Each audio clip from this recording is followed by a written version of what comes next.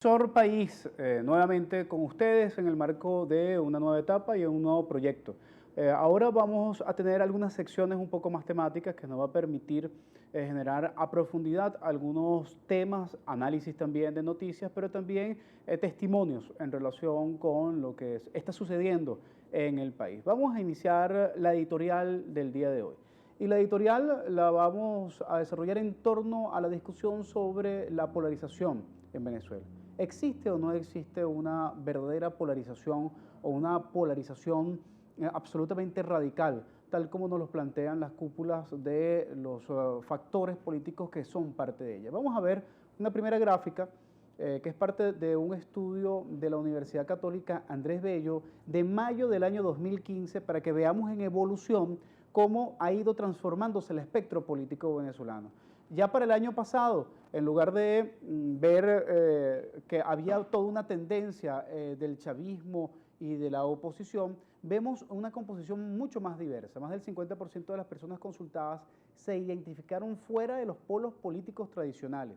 Y además, dentro del espectro de los polos que ya existen, por ejemplo, resteados con Maduro, 15.4%, todos los políticos son iguales, o es la parte más decepcionada, ya un cuarto del electorado, 25.3%, una oposición que no está con la MUD, 13.3%, chavistas no maduristas, 16.4%, resteados con la MUD, 29.5%. Eso por supuesto que pasó a un resultado electoral del 6 de diciembre que tamizó el asunto porque solamente a nivel electoral las dos grandes fuerzas tuvieron la capacidad de generar movilización y maquinaria. Pero ahora veamos cómo Keller y Asociados, una empresa consultora de análisis de opinión, trata de, en un continuum, de reflejar quién se ubica tanto en el chavismo como en la oposición. Vamos a verla en pantalla. Este estudio es del mes de marzo del año en curso, el año 2016, y vemos ante la pregunta ¿dónde se ubica usted en esta escala de chavismo-antichavismo? Cómo los opositores mantienen una porción importante, la mayoría de hecho, que es el 42%, pero esto no ha sido modificado en los últimos 10 años. O sea, la oposición siempre ha estado entre un 34 y un 42 a 45%. Incluso ha estado en mejores momentos la oposición venezolana a nivel de lo que es la ubicación de la gente en este continuum, llegando a 48, incluso 48%. Mientras que el chavismo se ubica en un 19%, lo más bajo que ha podido llegar el chavismo. Y entre los extremos que se ubican en la polarización vemos que hay un 47% que se ubica en los extremos, o sea, que más del 53% se ubica entre independientes o que no están tan radicalizados hacia el chavismo o no están tan radicalizados hacia la oposición, mientras que los que se identifican ajenos a la polarización, ajenos al chavismo y a la oposición es 39%. Por cierto, este es un porcentaje que ha ido incrementándose de manera extraordinaria desde el año 2015, finales del 2014, principios del 2015.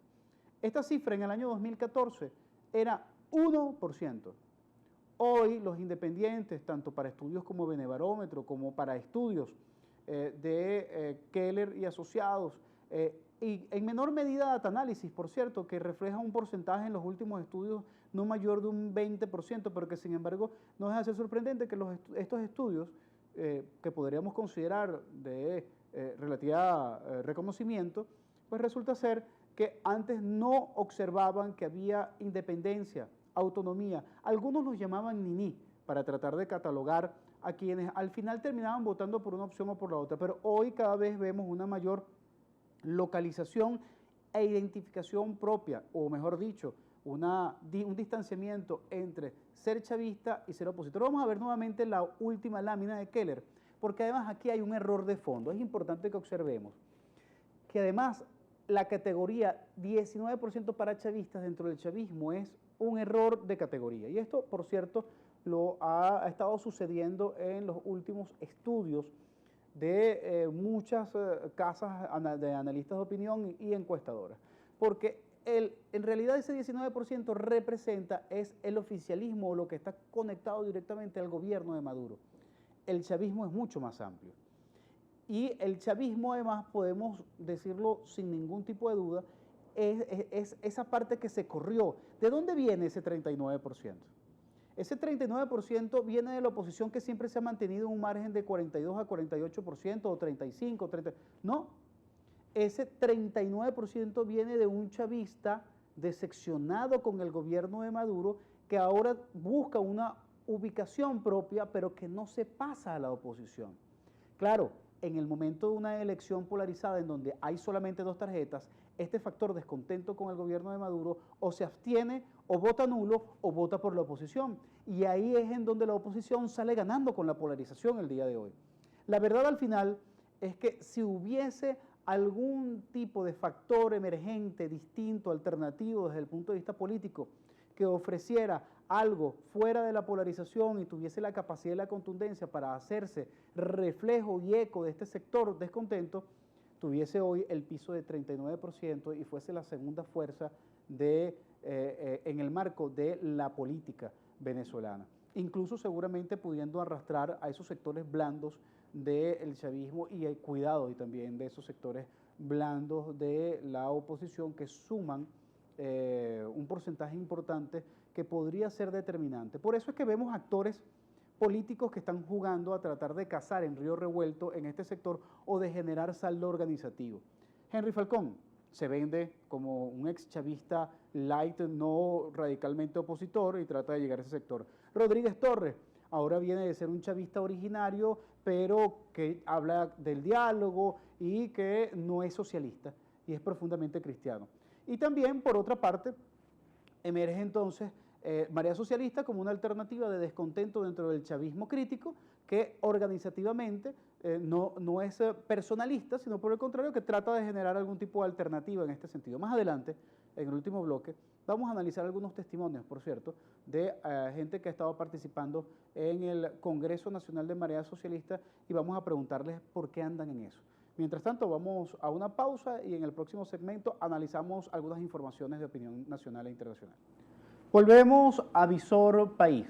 En este segmento queremos compartir con ustedes 3 informaciones que dentro de la gama de noticias que se han destacado en esta última semana, creo que tendría importancia poder tratar de resaltar un poco la reflexión de cada una de estas informaciones. La primera es, se cumplen 14 años del golpe de Estado del 11 de abril del año 2002. Aporrea lo refleja de la siguiente manera: a 14 años, amnistía, golpistas del 11 de abril deben pagar sus crímenes. Creo que lo aborda, por supuesto, desde una perspectiva bastante parcial Aporrea. Sabemos la posición de Aporrea, una posición de izquierda, una posición muy crítica ante la ley de amnistía, pero lo ubica dentro del marco de los 14 años de lo que hoy algunos celebran quizás y otros conmemoran, que fue el golpe de Estado que se concretó, aunque duró muy pocas horas y ya el 13 de abril la gente en la calle, junto con un sector de la Fuerza Armada, restituyó en el poder al presidente Chávez. Pudiésemos decir 2 cosas en este sentido. Una primera, que efectivamente hay crímenes de lesa humanidad que se cometieron el 11 de abril y que los culpables no han pagado, la mayoría no han pagado por esa responsabilidad. Lo segundo es que la ley de amnistía como concepto efectivamente es absolutamente valedera e incluso necesaria para la reconstitución del tejido social, político, incluso económico de un país que ha sufrido algún tipo de incidente histórico importante. Ahora, generalmente la ley de amnistía es una ley de perdón y quien perdona es aquel que ha sido víctima u objeto de algún tipo de agresión o violencia. Es interesante cómo se ha manejado la ley de amnistía desde la Asamblea Nacional, porque lamentablemente quienes han sido los victimarios son aquellos que han estado planteando y que han establecido el marco y el desarrollo de la ley para perdonarse a sí mismos. Creo que este es un error de fondo, es un error que debió haberse subsanado realmente con un verdadero diálogo. Ese diálogo que reclama la oposición desde la Asamblea Nacional sin duda alguna debería estar dando el ejemplo y lamentablemente parece no darlo, porque no se incorporaron a las víctimas en el desarrollo y en la discusión de esta ley de amnistía y eso tiene un error de fondo bastante grande y bastante grave que por supuesto lo que hace es radicalizar al otro sector, al sector de las víctimas y generar y jugar nuevamente a la polarización y mantenernos en un debate que no cura ni zanja ninguna herida en Venezuela. Y si hoy queremos reconciliación, por lo menos social, en el país, quizás no política, quizás no económica, difícilmente ideológica, pero por lo menos que haya la posibilidad de que cicatricen las heridas, lo primero que debe hacerse es permitir que quien tiene la herida se deje curar y quien vaya a curar realmente lo haga de buena fe. Esto implica sin duda alguna la participación de los diversos actores en el suceso y no solamente de una parte, ni que lo haga un lado ni que lo haga el otro. Ojalá podamos avanzar en este sentido por el bien del país. Vamos a una segunda información. Esta segunda información vamos más bien a tomarla con un audio. Es un extracto de prácticamente un minuto de un comentario de Mario Silva en el programa de La Hojilla. Lo tomamos en relación al hecho de que este sábado Mario Silva entrevista a Hernán Escarrá en su programa. Vamos a escuchar qué decía Mario Silva en el 2010 sobre Hernán Escarrá. Si ahorita en este momento me debe estar viendo Buenabat, un saludo a Buenabat y a su señora que están aquí en Venezuela. Ojo, son mensajes subliminales, mensajes preparados, compadre, preparados por la derecha, como el de Germán Escarrá, llamando a una, ¿cómo le llaman? A una marcha sin retorno. ¿Cómo que marcha sin retorno? ¿Se fijan por qué siempre yo insisto en que la oposición hasta el día de hoy, desde hace 11 años, nunca se ha comprometido a aceptar los resultados de unas elecciones? Nunca. Y siempre, cuando se está acercando el día de las elecciones, comienzan a atacar al CNE, comienzan a atacar las instituciones, comienzan a atacar a todo el mundo. ¿Por qué? ¿Cuál es ese bendito afán por la violencia? Y los conversos, compadre, los conversos, por todos lados. Y los conversos, compadre, los conversos. No me voy a detener a analizar el comentario de Mario Silva. Solamente me voy a detener a generar una referencia y a ubicar el personaje de Hernán Escarrá, que fue constituyentista porque el presidente Chávez lo apoyó, que después se pasó a la oposición y llamaba a la resistencia, convocaba el 350, a la marcha sin retorno, que fue abogado defensor del equipo de abogados defensores de Simonovich y de Forero, que pidió la renuncia del presidente Chávez en el 2010 y que recientemente aparece en una cadena nacional al lado del presidente Maduro pidiendo la defensa a ultranza del presidente Maduro, diciendo en nombre del presidente Maduro que Maduro no iba a renunciar y además planteando un adelanto de elecciones generales, porque al final el planteamiento de Hernán Escarrá de convocar a una elección para aprobar una enmienda que recorte el tiempo de la Asamblea Nacional, sin que por supuesto se deje de lado la propuesta de la enmienda por parte de la Asamblea Nacional, hace que en conjunto lo que al final le está convocando Hernán Escarrá es a un gran plebiscito en donde se discuta el recorte de los periodos del judicial, legislativo y ejecutivo para un adelanto de elecciones. Bastante interesante esto, porque al final yo no sé de dónde está sacando los asesores Maduro, pero compadre, no me ayude mucho, compadre, le diría Maduro a Hernán Escarrá en la intimidad. Vamos a aprovechar este último minuto de este segmento para hacer una referencia solamente a nivel noticioso, porque creo que es importante hacerle seguimiento a las elecciones, resultados de las elecciones en Perú. En el portal larepublica.pe, luego de 3 décadas, Izquierda recupera presencia en el Congreso, y es gracias a Verónica Mendoza, por cierto, del Frente Amplio, que estuvo a punto de pasar a la segunda vuelta. Le dieron muy pocos puntos con una campaña muy austera, sin ningún tipo de recursos, pero después de 30 años en el Perú, pues hay diputados ahora de izquierda. Habrá que hacerle seguimiento al fenómeno que empieza a surgir en Perú en este momento, después de que dicen que la izquierda está derrotada en toda América Latina. Vamos a una pausa y ya regresamos para el último segmento. Y en este último segmento de Visor País, vamos a hacer un comentario y una reflexión que gira en torno a un evento que se realizó este fin de semana en la ciudad de Caracas, que convocó a una cantidad de delegados de esta organización Marea Socialista que anda generando presencia en todo el país y anda debatiendo temas importantes, entre los cuales, por cierto, varias de las conclusiones que se generaron en este evento es que ya Marea Socialista, que venía de ser una corriente del PSUV, define ya por la calle del medio el hecho de que ni este gobierno ni este partido de gobierno los representa y que por el contrario Marea Socialista pretende convertirse en un canto de esperanza en función de convertirse en una fuerza de izquierda que trate de reconstruir lo deshecho en estos últimos años y generar esa expectativa de transformación lejos de lo que es la polarización que hoy vive. Pero para que no quedamos solamente en la reflexión de lo que yo pueda comentar, vamos a escuchar a algunos de los que participaron en este Congreso de Marea Socialista. César, cuéntanos un poco cuál es la actividad que se está desarrollando hoy acá por parte de Marea Socialista.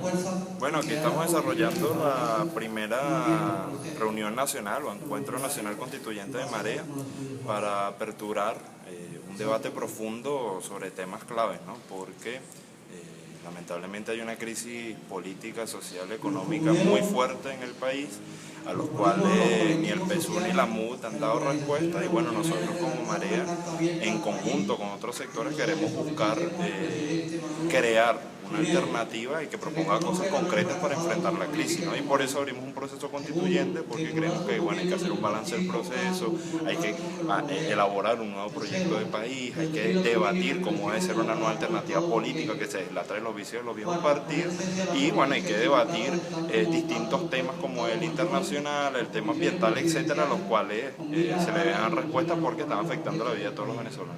Vale, gracias. Una nueva alternativa política pretenden presentar estos jóvenes y no tan jóvenes, porque mientras hablaba César Romero, a quien escuchábamos en su testimonio, detrás estaba hablando Carlos Betancur, un ex dirigente de la izquierda, un dirigente de la izquierda, de esa izquierda que estuvo en la guerrilla, que hoy es dirigente comunero, y a sus 70 y algo de años, sigue pues en el oriente del país organizando y generando saldo organizativo y se suma a esta organización de Marea Socialista junto con toda esa organización de comuneros que tienen presencia en todo el país. Vamos a escuchar otro testimonio de quienes estuvieron en el Congreso, un poco entendiendo las motivaciones de este encuentro constituyente, como lo ha llamado Marea Socialista. Lucero Benítez, cuéntanos un poco cuáles son las expectativas que tienes del evento que se está desarrollando hoy por parte de Marea Socialista. Bueno, la idea de este evento, de este Congreso Constituyente de Marea Socialista, parte también de dar un debate democrático, no solamente con quienes se han reclamado por mucho tiempo de Marea Socialista, sino con una serie de compañeros que vienen haciendo un trabajo muy importante a nivel nacional, rescatando pues muchas cosas que se han perdido a lo largo de estos últimos años, tales como el debate democrático y participativo para la construcción de una herramienta que sea realmente y que represente en estos momentos pues, todos los reclamos y que esté a la altura de exigir también todas las cosas que está demandando el pueblo en estos momentos. Temas como, se está discutiendo la coyuntura nacional y también al mismo tiempo se discute una referencia política, pues precisamente para empezar a discutir pues de manera democrática cómo creemos nosotros que puede ser ese nuevo instrumento político, esa nueva referencia política para moralizar a las bases, para un poco romper esa inercia de la desmoralización y el desencanto que, lamentándolo mucho, muchos compañeros de base de este proceso revolucionario un nuevo instrumento político de la voz de una joven politóloga que participa en este Congreso. Vamos a cerrar escuchando hacia dónde va entonces este Congreso y cuáles son las propuestas, entre otras, que se concretaron en este encuentro, escuchando a Andrea Pacheco. Andrea Pacheco, cuéntame un poco cuál es la razón, cuál es la motivación que genera el desarrollo de este Congreso de Marea Socialista el día de hoy. Estamos aquí militantes y participantes de diferentes estados del país, porque nos une la necesidad de construir una referencia política alternativa al PSUV, al gran polo patriótico y a la MUD. Creemos que esta polarización forzada debe superarse en la medida en que nos encontremos en nuestras necesidades como pueblo bolivariano, como pueblo opositor inclusive. Y creo que estas necesidades se hacen inmediatas, diariamente, cuando vemos que no conseguimos comida ni medicamentos, cuando el salario no nos alcanza, cuando cada vez nuestros derechos políticos están en duda y en juego. Y esa es la razón por la cual estamos aquí. Creemos que es necesario levantar un movimiento político que reunifique la fuerza del pueblo y que en sí mismo genere una salida a toda la situación tan crítica que vivimos la mayoría del pueblo aquí. Bueno, buscar respuestas. Nos plantea Andrea Pacheco, opacada por la voz, por cierto, de alguien que hablaba desde el micrófono con una recia tono de voz, o alguien que se llama Patria o llaman Patria dentro de la organización de Marea Socialista. Bueno, con estos testimonios que un poco nos ilustran cuál fue la intencionalidad de este evento, posteriormente nos han informado la gente de Marea Socialista que nos harán llegar el resultado y las conclusiones que se harán públicas en función de los próximos pasos de esta organización que se gesta a nivel nacional y que está en este proceso constituyente. Bueno, sin más, hay que hacer referencia en nuestro programa y bueno, con el objetivo fundamental de que podamos estar suministrando herramientas para la posibilidad de la interpretación de la realidad, que podamos ver el asunto no solamente desde dos tonalidades, sino desde la diversidad de las tonalidades que representa la política venezolana y el ejercicio democrático de quienes realmente quieren hacer y construir la democracia. Bueno, nos despedimos hasta un próximo programa. Eso sí, recuerden, estamos en una etapa de cambio en la programación y en el diseño de Visor País y en general de unos nuevos proyectos que podrán ubicar entonces este programa próximamente y de manera mucho más regular en futuros y nuevos portales. Mientras tanto, pues nos seguimos viendo por el portal de siempreaporrea.org.